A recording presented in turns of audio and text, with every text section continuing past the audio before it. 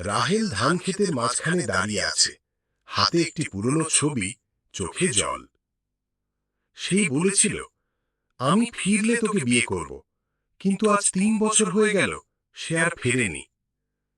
ইমন শহর থেকে মোটরসাইকেলে গ্রামে ফিরছে, হাতে ব্যাগ, চোখে দ্বিধা। গ্রামটা কত পাল্টে গেছে, কিন্তু ওর চোখ।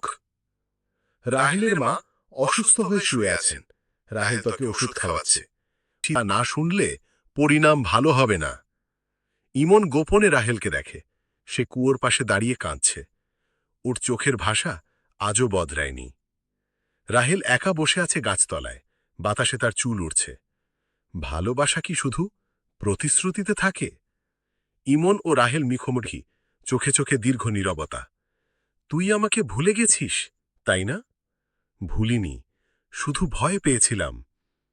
বধূ চাচা রাহেলের মাকে পেছনে ইমন এসে দাঁড়ায়। চাচা, এখানেই থামুন। ইমন ও গ্রামের কিছু যুবক মিলে বধূ চাচাকে ধরে ফেলে। এই গ্রামে অন্যায়ের জায়গা নেই আর। রাহেল ও ইমন একসাথে নদীর ঘাটে বসে, সূর্য ডুবছে, চোখের ভাষা